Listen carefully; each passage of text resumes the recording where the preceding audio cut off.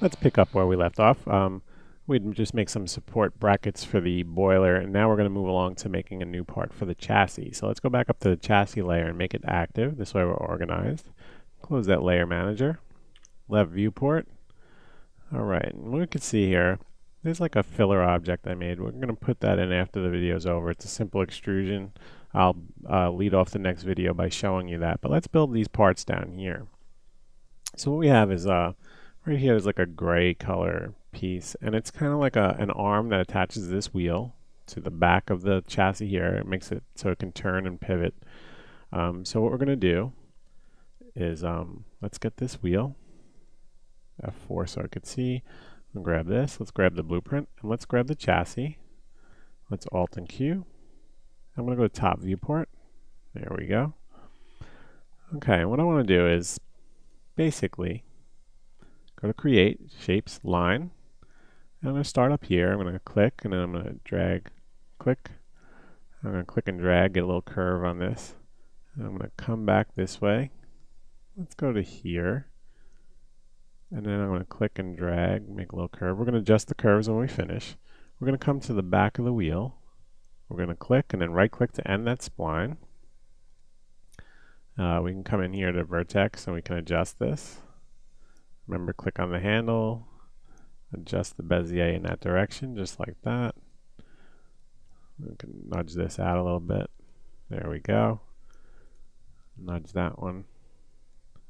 That's better. Okay. So now when we have this shape, I'm going to go to perspective.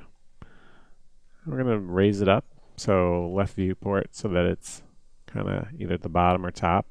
We'll do an extrude from the edit, from the modifier list. Sorry about that. There we go. Make it match the dimension from the side. Let's go to perspective. Okay, so that's a pretty good looking piece already. We're going to add a shell modifier to it. So modifier list, you hit shell 5 or 6 times. I believe it's 5. Let's give it some thickness. And let's inset it a little bit. There we go. And that looks pretty good.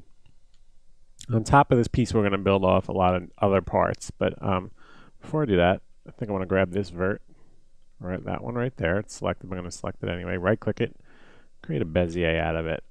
And then apply the extrude. That looks good. And you'll see here I have a line here as well. So just inspect your mesh after the extrude. No, sorry. And if you need to, you can convert the point type to Bezier or whatever makes your mesh look best, depending on what you're trying to achieve. And that looks really good. So that we're going to call that swing arm. Again, I don't know the name of all the parts. -01. Okay.